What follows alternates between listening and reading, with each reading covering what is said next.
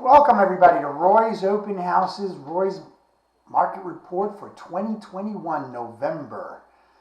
This report has to do more from a macro level of what's going on in real estate and in the marketplace as it pertains and how it affects your buying, selling, and or investment in real estate. Today's topic is going to be about, are we slowing down or are we leveling off? What does that mean? What does that mean? Stand by.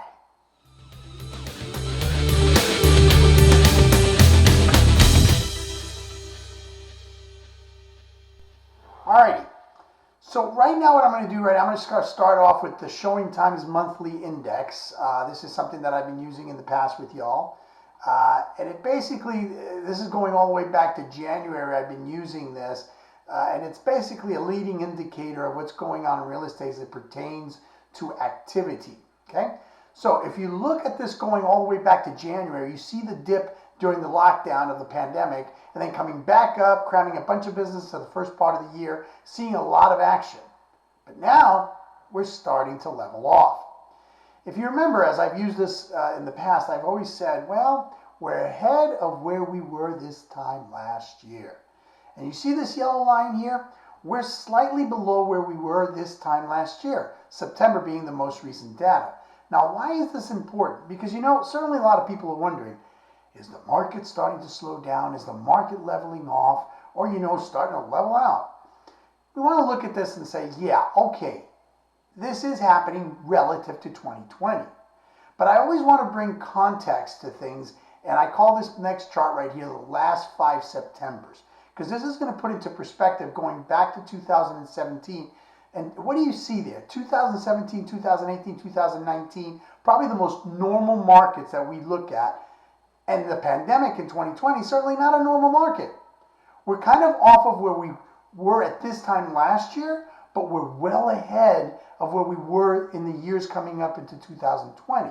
Why is this important? Because yes, we're starting to see the market level off a little bit, or let's call it normalize, to use a better word, but well ahead of where we were coming into the pandemic.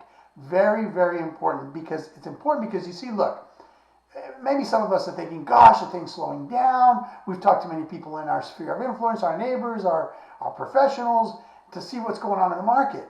Look, no doubt every market across the country could use more inventory. Every market across the country has more buyers than they need, and we want to see more inventory come into the market.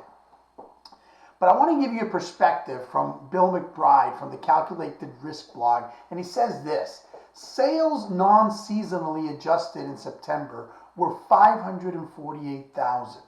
That was 2.7% below sales in September of 2020, which was 563,000.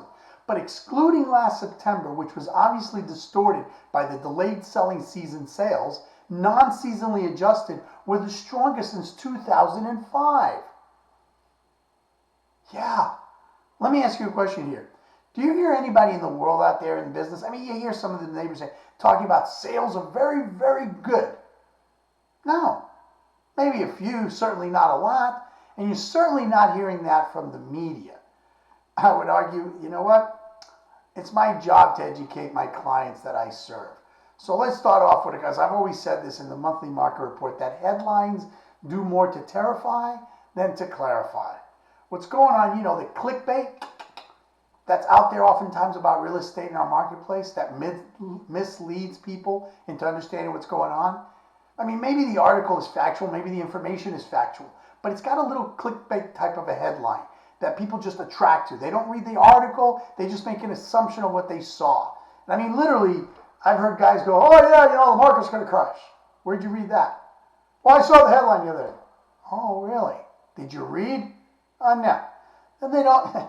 So this is what's happening. And so this is what's holding a lot of people from sellers to buyers, from buying to selling, because they're being misinformed. I'm going to give you a couple of articles that are out there right now. And it includes this article is actually put out by guess who? Realtor.com, being shot by friendly fire. But let's get into it. Foreclosures are shooting up. Is this a repeat of the early 2000s housing crisis? Look, that's a headline that I believe we're going to expect to see more. Look, I've talked about the foreclosure starts being up about 49% last month, according to Adam Dana. Factually correct, but nowhere near where we were in 2019, the more normal market. We should expect foreclosures to be up as the moratoriums obviously are being lifted. Expect to see for the second month in a row, maybe the third month in a row, but nowhere near the volume of what we saw pre-pandemic. Certainly as we go into next year, there's going to be those that are affected by the pandemic. Moratoriums, being lifted and all this stuff. But this headline clickbait comes from, from the people that I'm telling you are even within my own industry. So consumers get scared, both sellers and buyers. They're afraid to move forward. Hopefully I'm going to clarify this a little better. Now let me share with you what CNBC came out with. CNBC came out and said mortgage originations will drop 33% in 2022 as interest rates rise according to the industry forecast.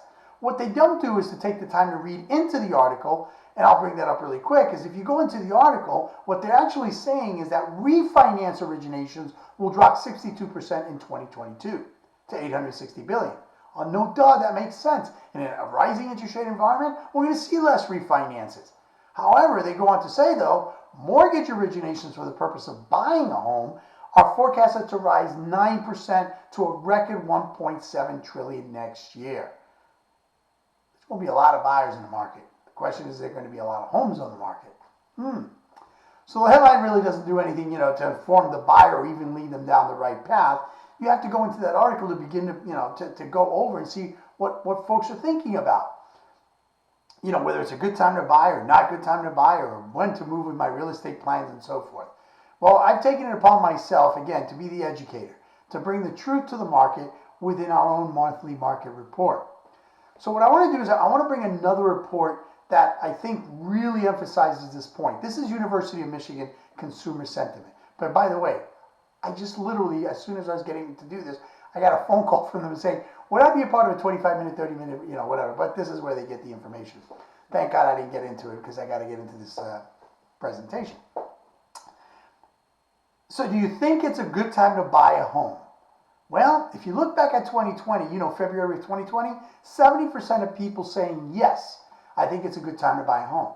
You move forward to September of 2020, a little bit less, 65%. Well, today, September of 2021, about 1 out of 3 people think it's a good time to buy a home. That's one of those reasons that people have been misinformed about what's happening in real estate. No doubt there's buyers out there that are frustrated right now, okay? There are buyers who are looking at prices going, it's getting a little bit too hot. But if you follow the monthly report, which I'm about to speak to in just a moment, the projections for next year, you're going to see that we're going to see continued appreciation next year. And I definitely need to get this message out there because some of these headlines are winning out in the market. And if you're a seller waiting for buyers, here's what you're going to see. Not the same dynamic you saw over the last couple of months, a year, where people were jumping to buy and negotiating up and up and up and up and multiple offers. Those buyers are getting a little nervous. Besides buyer fatigue, they're getting kind of feeling like maybe we've gone too much. Maybe we should wait it out. Okay, so offers are not going to come as quickly as possible as you'd like to see them. It's just going to be more delayed. Days on market's going to extend a little more. So now, here's what I think the biggest question that people are going to be asking today is, what's ahead for the 2022 housing market?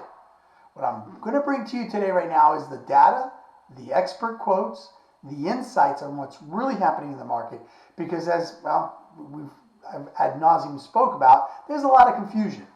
There are a lot of headlines that terrify, not clarify, and people are seeing rising prices, rising rates, bubble bursting, and all the concerns around a market crash.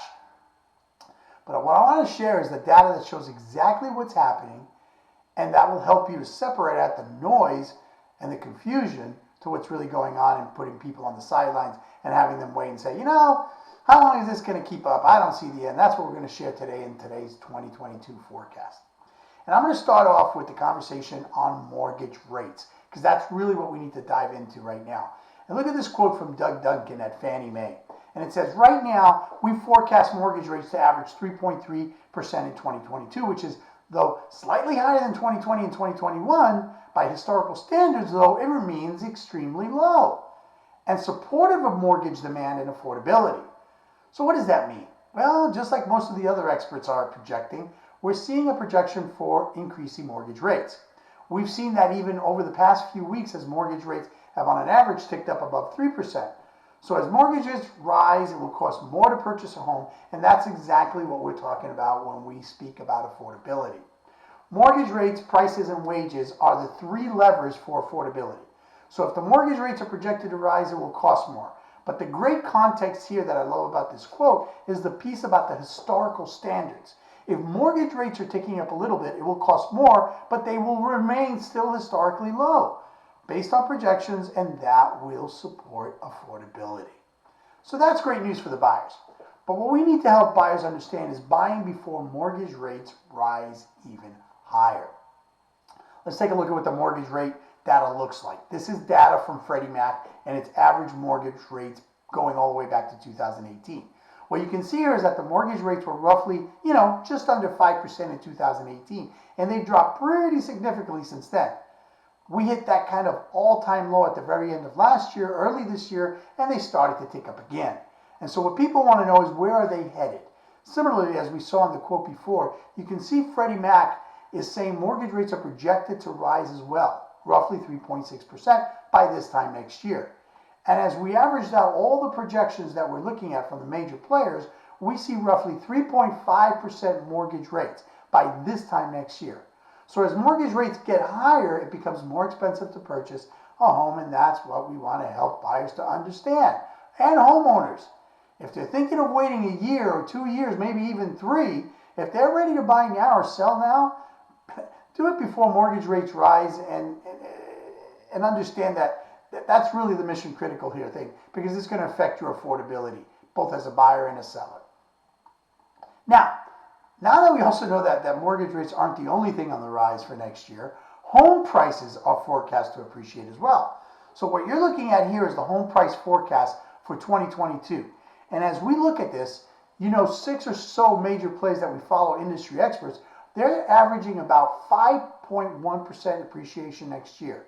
Now, what does that mean? Well, we've seen and we've talked over the past year how home prices have appreciated at a record-breaking level of 18, 19, almost 20% appreciation.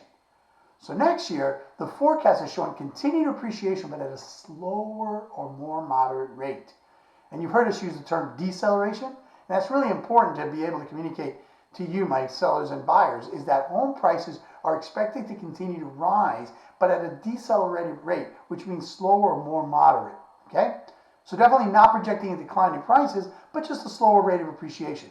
What does that mean, though, in the long run? That means that it's going to get more expensive to purchase a home, and we want buyers to be able to purchase before home prices rise. And again, ask yourself the question, why are they projected to continue appreciating? That's because inventory is still a big challenge. It's still a major question. As we look, that the demand and supply demand conversation that we've had over and again, supply is low, demand is high. That's going to naturally make prices rise. And as we see, that inventory situation is not going to be solved overnight. We still have an inventory challenge heading into next year, although it is softening as builders are coming back to the market building more homes. A side note on this, I even have investors right now that are buying properties at market and still putting in enough to generate at least a 10 to a 15% return, because they're just going to flip them, do whatever it is to make them all nice and pretty and more contemporary, whatever, okay? The contrast, back in the day when I was flipping, we're looking at, I'd have to be buying a property at 15 to 20% below market to be able to make my margins that I needed. But investors on the high end, on the high end especially, are totally buying properties at market without even batting an eye. Because they know for a fact that, cumulatively speaking, just based on the last report that I did, that they're projecting this 5% to 6% appreciation annual. So over the next 5 years, if you buy a property today, it's going to appreciate, or you have an ROI of about 35%, lacking any black swan event. That's a bad thing that happens in the economy. The world falls down. The headlines become bold, biblical in style. Oh boy, gotta stop. That's what's going on. Okay, so that's just a little side note. Look, I anticipate that the pressure, that sellers are going to feel less pressure coming out of the pandemic. And then they may be interested in entering the market in a slow way. And they have been holding off, okay? And it's totally understandable. But there's a variety of factors that as more homes succumb to the market, home price appreciation will still ease a bit, but continue to rise because the inventory situation certainly has not been fixed overnight. Okay? Enough said on that. Now, what does that mean for buyers? Of course, buy before price and mortgage rates rises to maintain that affordability, but what does it mean for sellers? It means that home equity will continue rising, and that's a huge factor. We've talked about record-breaking equity over the past year as well, and equities will continue to rise as home prices rise. So what I want to make sure is that homeowners know that if you're thinking about making that move 2 or 3 years down the road, maybe even sometime next year, doing that before prices rise will help you leverage that equity. See what I said? Make that move up or whatever, downsize, whatever it is you're looking for, while you can still lock in that low rate and take advantage of the current home price appreciation. So equity can really drive that for you homeowners. So as we think about mortgage rates rising, and my throat is dry, I wish I had an assistant that gave me some water, but I can't get out of here right now. So as we think about mortgage rates rising, prices rising, what does that mean for home sales next year? Well, home sales are forecast to increase this year and perform well again into 2022. So what you're looking at here is the home sale forecast from 4 major entities that we follow: Fannie, Freddie, NAR, and MBA. NAR, National Association of Realtors, MBA, Mortgage Banking Association. And in 2020-21, it looks like roughly 6.7 to 6.9 million home sales. So it was a very strong year finishing out this year. And then next year, potentially even exceeding that. The reason this is so powerful is if you look at last year, we sold 6.5 million homes in 2020, and that was record-breaking. So projected to exceed what we did in 2020 again this year. Next year, this is fantastic news. And this means a strong spring. We definitely anticipate and forecast that we're going to be going really strong into next year, into the first quarter. So what I need to help you homeowners realize is that selling now is important. Helping buyers understand buying before mortgage rates rise and all of these things going really strong into the first part of the year or the spring. I couldn't say it better myself, but the reality is this: 2022 should be another strong year for the housing market. This is a quote from the Mortgage Bankers Association. It's a great setup for what's ahead based on what the data is saying, what the experts are saying. 2022 really has the potential to be a great year. Look, as a trusted advisor in your market, I need to share this information and help you, my clients, understand the power of taking advantage of what's available today. Buying before prices and rates rise and really making that move up, that first home, that downsize, whatever it is, maybe before the end of the year. I can almost drop the mic there, but I'm not. I've got this slide up here that really is representing a home and how and that little desk there that many of us kind of got used to over the last year. Because at some time or another, we've all worked from home during the lockdown, had to work from home, play from home, do everything. Different states, different regulations, all lifted at different times. But no doubt people across the country, have had a new meaning, and home has created a new meaning and taken on a new meaning during the pandemic.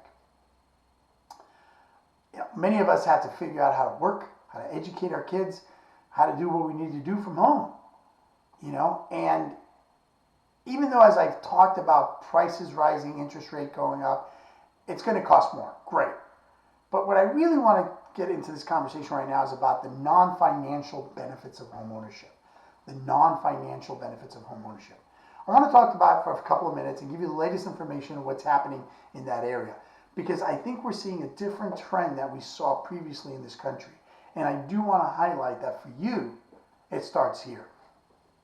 Don Layton from the Harvard University says, homeownership is regarded as causing an improvement in the quality of life of a typical family. It is the most common method for such a family to build wealth that can be used for retirement, other needs, including helping the next generation. It goes on to say, such wealth creation, therefore, provides a major social as well as economic benefits.